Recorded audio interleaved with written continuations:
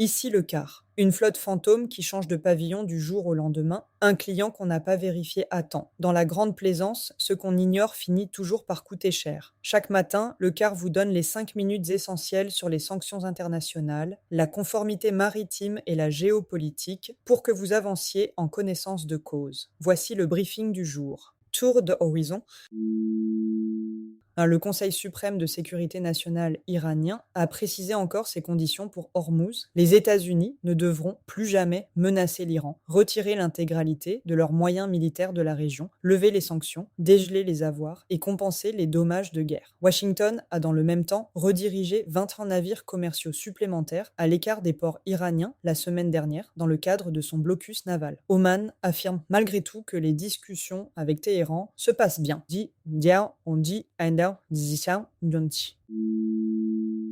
Le pacte de défense trilatéral signé vendredi à la Mecque entre l'Arabie saoudite, la Turquie et le Pakistan prévoit une clause de défense mutuelle de type OTAN. Une attaque contre l'un des trois pays serait considérée comme une attaque contre les trois. Quelques jours à peine après sa signature, les Houthis ont revendiqué une attaque contre des forces saoudiennes à Mocha, ainsi qu'une frappe visant une grande raffinerie pétrolière saoudienne sur la côte de la mer Rouge. Un premier test grandeur nature du nouvel accord. Le Royaume-Uni a procédé à sa toute première saisie d'un pétrolier de la flotte fantôme russe. Une première pour Londres, qui rejoint ainsi le dispositif de contrôle déjà engagé par plusieurs États européens. En parallèle, l'interdiction complète des services maritimes, envisagée au niveau du G7, reste bloquée par les réserves de la Grèce et de Malte. Candidat, plongé.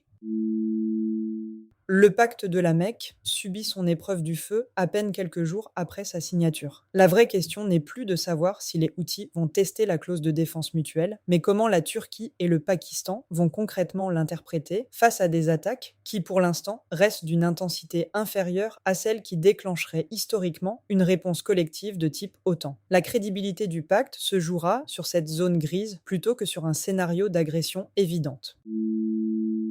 Perspective. À surveiller, réponse concrète ou absence de réponse, de la Turquie et du Pakistan aux attaques Houthis au titre du pacte de la Mecque et issues du blocage grec et maltais sur l'interdiction des services maritimes au niveau du G7. C'était le quart.